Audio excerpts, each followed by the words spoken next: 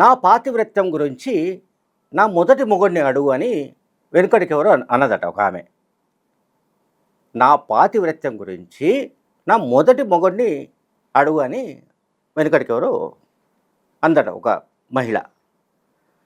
సరే, ఇక్కడే పాతివ్రత్యం అనే పదాన్ని బహుశా వాడకుండా ఉండాల్సింది. పాతివ్రత్యం అనేది కానీ పతివ్రత లాంటి పదాలు మనం దాదాపుగా వాడం.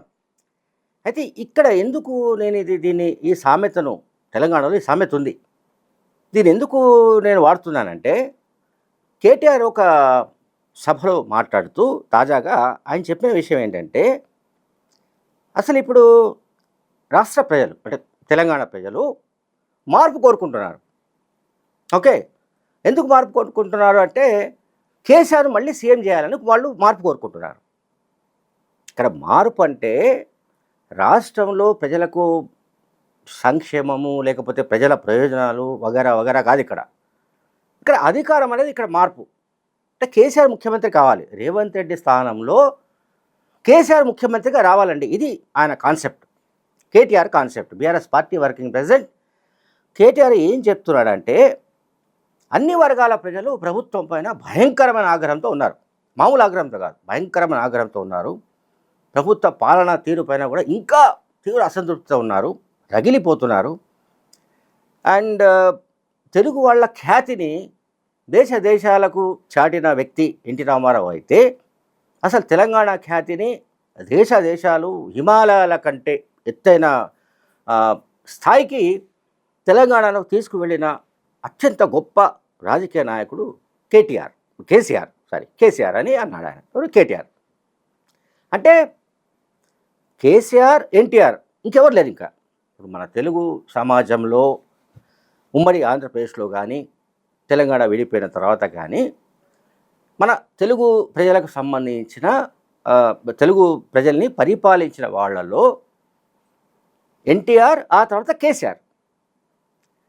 కేసీఆర్కు ముందు ఎన్టీఆర్ మాత్రమే, ఇంకా కేసీఆర్ తర్వాత ఇంకెవరు లేరు అనేది కేటీఆర్ కాన్సెప్ట్.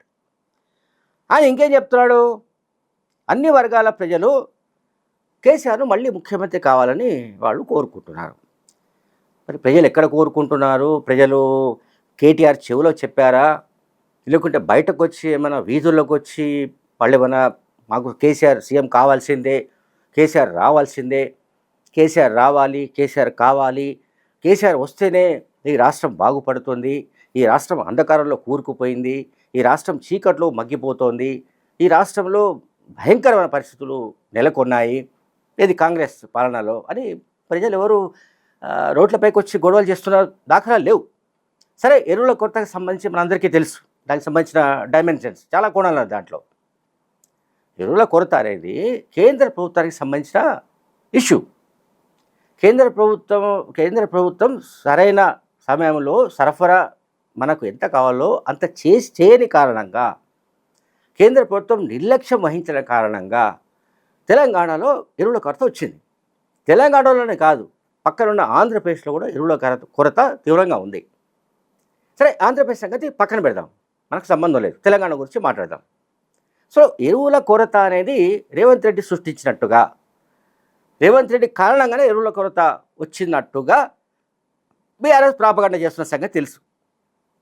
బీఆర్ఎస్ పార్టీ ఒక అబద్ధాల ఫ్యాక్టరీ అని చాలా సందర్భాల్లో ముఖ్యమంత్రి రేవంత్ రెడ్డి ఆరోపించిన విషయం మనం మళ్ళీ గుర్తు చేసుకోవాల్సిన అవసరం ఉంది. చాలామంది ఇటువంటి ఆరోపణలు గుప్పించారు. మంత్రి కోమటిరెడ్డి వెంకటరెడ్డి కానీ, లేకపోతే శ్రీధర్ బాబు కానీ, ఉప ముఖ్యమంత్రి బట్టి విక్రమార్క కానీ, వీళ్ళందరూ చాలా సందర్భాలు చెప్పారు.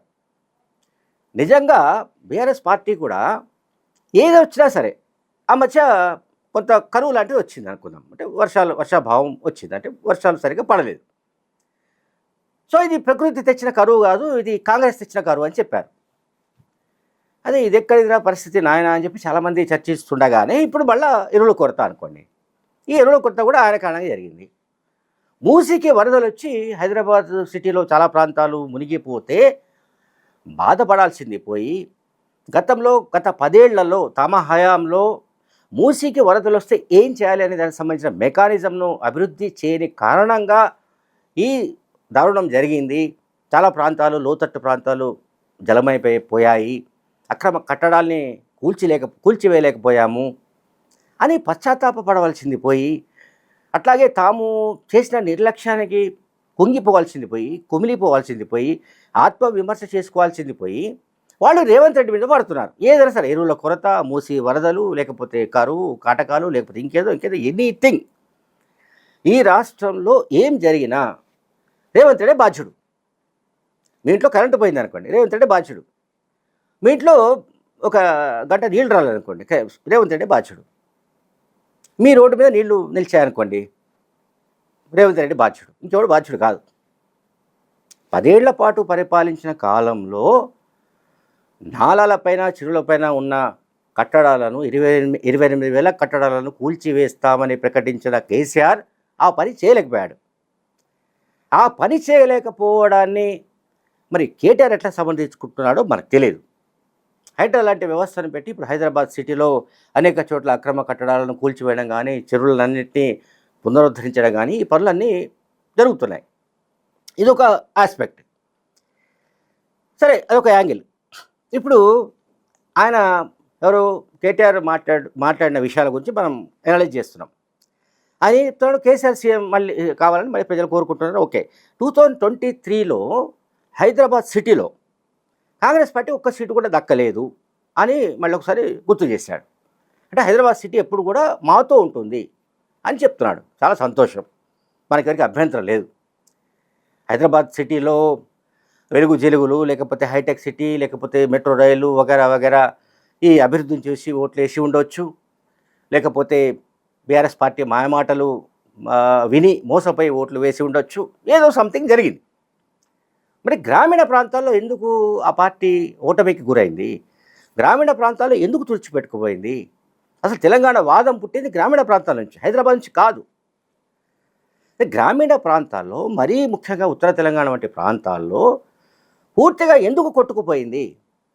ఆ విషయం పైన మాట్లాడాలి కేటీఆర్. దానిపైన ఆత్మవిమర్శ లేదు, దానిపైన చర్చ లేదు.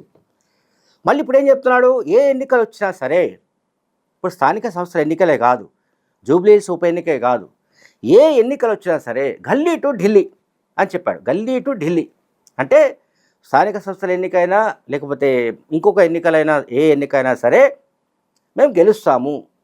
అండ్ రేపు ఢిల్లీకి సంబంధించిన ఎన్నికలు అంటే లోక్సభ ఎన్నికల్లో కూడా మేము గెలుస్తామని చెప్పడం ఇక్కడ. గల్లీ టు ఢిల్లీ అంటే అదే, గల్లీ టు ఢిల్లీ. మేము వన్ సైడ్ అంటే వన్ సైడ్గా ఉంటుంది, మేము గెలుస్తామని చెప్తున్నాడు ఆయన. బీఆర్ఎస్ పార్టీ హవా గాలి వీస్తుందని కూడా చెప్తున్నాడు. ఆ గాలి ఎటు నుంచి ఎటు వీస్తుందో ఏంటో, ఆ గాలి ఎట్లా తగులుతుందో ఏమో మనకు తెలియదు. బీఆర్ఎస్ పార్టీకి గల్లీ టు ఢిల్లీ వరకు, పల్లె నుంచి పట్టణం వరకు పరిస్థితులు మొత్తం సానుకూలంగా ఉన్నాయని చెప్తున్నాడు ఆయన. పరిస్థితులన్నీ కూడా బీఆర్ఎస్ పార్టీకి అనుకూలంగా ఉన్నాయట. ఆ రకమైన గాలి వీస్తుందని కూడా కేటీఆర్ చెప్తున్నాడు. రాష్ట్రంలో ఇప్పుడు ఉన్న ప్రజలు ఏంటంటే మార్పు కోరుకుంటున్నారని చెప్పానండి. ఫైనల్గా ప్రజలు రాష్ట్రంలో మార్పు కోరుకుంటున్నారు. ఏం మార్పు కోరుకుంటున్నారో చెప్పాలి. అంటే రేవంత్ రెడ్డి స్థానంలో కేసీఆర్ ముఖ్యమంత్రి కావాలని కోరుకుంటున్నారా? లేకుంటే మార్పు అంటే ఏం మార్పు? కాంగ్రెస్ అధికారంలోకి రావడానికి ముందు ప్రజలు మార్పు కోరుకున్నారు కనుక మార్పు వచ్చింది, కాంగ్రెస్ అధికారంలోకి వచ్చింది.